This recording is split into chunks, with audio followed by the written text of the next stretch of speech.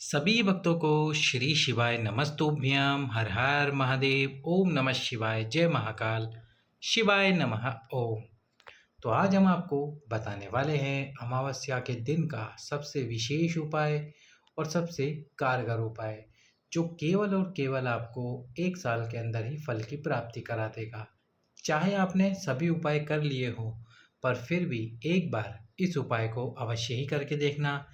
पितृपक्ष की अमावस्या के दिन ठीक 10 से 12 बजे के बीच एक रुद्राक्ष वाला ये उपाय आपको सभी फलों की प्राप्ति कराएगा। सभी फल जैसे कि आपकी कोई विशेष मनोकामना है, आपकी वंश वृद्धि की कामना है, या फिर आपको कोई रोग है जो समाप्त नहीं हो रहा, या फिर आपको ऐश्वर्य प्राप्ति की इच्छा है, धन प्राप्ति की इच्छा है और इसके साथ ही आप चाहते हो आपका पूरा परिवार खुश रहे, उसके लिए भी आप इस उपाय को कर सकते हैं।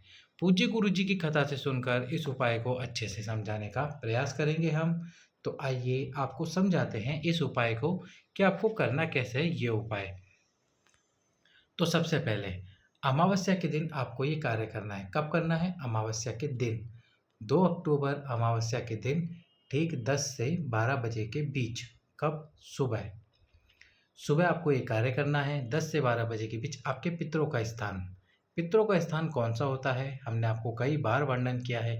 जहाँ आप पानी भरकर रखते हैं, पीने का पानी भरकर रखते हैं, जहाँ आपका मटका रखा होता है पानी का, चाहे वो किचन में रखा हो, किसी भी स्थान पर रखा हो, वही स्थान आपके पितरों का स्थान कहा जाता है। इस स्थान पर आपको उपाय करना है।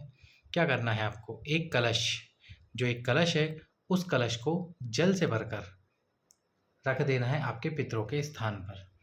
अब इस कलश के अंदर आपको एक रुद्राक्ष और एक अक्षत, अक्षत यानी कि चावल, एक रुद्राक्ष और एक अक्षत यानी कि चावल डालना है।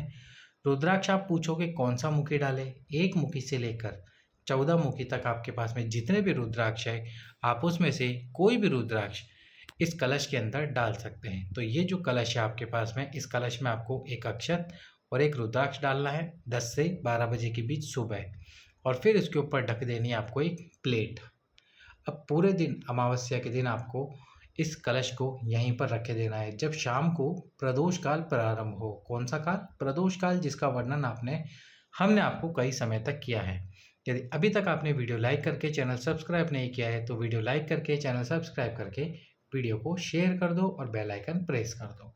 तो प्रदोष काल में आपको इस कलश के सम्मुख में एक दीप प्रज्वलित करना है। मिट्टी का दीप प्रज्वलित करो या आटे का दीप, जो दीप आपके पास में वो दीप प्रज्वलित करो, और उस दीप की जो बाती है वो लंबी हो, दीप के अंदर घी हो गाय का, और उसके साथ ही इस दीप की बाती की जो दिशा होनी चाहिए वो होनी चाहिए दक्षिण। कौन सी दिशा? दक्षिण दिशा। दक्षिण दिशा में इस बाती को रखते हुए आपको ये दीपक प्रज्वलित कर देना है प्रदोष काल में कलश के सम्मुख में। अब अगले दिन क्या करना है? सुबह 10 से 12 बजे के बीच में ही फिर से आपको यही वाला दीपक, जिसमें आपको घी डालना है वापस से, और बाती नई लगानी है, पुरानी बाती नहीं, नई बाती लगानी है, घी डालना है आपको। यदि आप चाहे तो इसके स्थान पर नया दीप भी काम में ले सकते हैं, इसको किसी वृक्ष के नीचे ठंडा कर सकते हैं। पर यदि आपके पास में एक ही दीपक है तो आप इसी दीपक की बाती को हटाकर फिर से इसमें घी डालिए गाय का, और लंबी बात लगाइए नई, और इस दीपक को प्रज्वलित कर दीजिए सुबह 10 से 12 बजे के दिन। और ये करना है आपको नवरात्रि के पहले दिन। कब करना है? नवरात्रि के पहले दिन करना है ये कार्य। नवरात्रि के पहले दिन आपको इस कार्य को करना है। फिर आपको जब आप दीप प्रज्वलित कर दें तो ये जो कलश है, इस कलश को आपको उठाकर ले जाना है।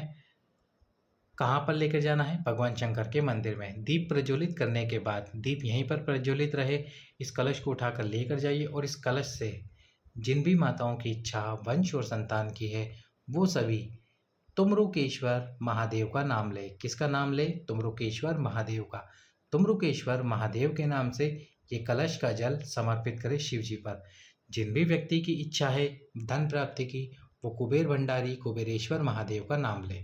और जिन भी व्यक्तियों की या माताओं बहनों को रोग मुक्ति करनी है उनको कुंदकेश्वर महादेव का स्मरण करना है। तो आप अपने हिसाब से महादेव का नाम लीजिए और फिर कलश का पूरा जल बिल्कुल धीरे धीरे धीरे धीरे शिवलिंग पर समर्पित कर दीजिए। उसमें से रुद्राक्ष भी शिवलिंग पे समर्पित हो जाएगा, अक्षत भी शिवलिंग पे समर्पित हो जाएगा। अब आपको वो जो रुद्राक्ष है उस रुद्राक्ष को उठाकर लाना है। जिन भी माताओं को रोग मुक्ति और वंश वृद्धि करनी है, उनको प्रतिदिन उस रुद्राक्ष को पानी में गलाना है, यानी कि पानी के अंदर डाल के रखना है और उसका जल पीना है। जब आप जल पियोगे तो उस जल को पीते समय तुम रुकेश्वर महादेव का नाम लें और अपने पति को भी उस जल को पिलाएं।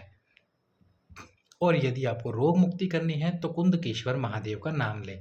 यदि आपका कोई भी ऐसा कार्य नहीं है, आप चाहते हैं आपका परिवार खुश रहे, आपको धन प्राप्ति हो, तो उस रुद्राक्ष को लाकर अपने घर में किसी भी ऐसे स्थान पर जहाँ पर कोई व्यक्ति उस रुद्राक्ष को स्पर्श ना करे, ज़्यादा टच ना करे, ज़्यादा एक प्लेट के अंदर रख दीजिए उस रुद्राक्ष को।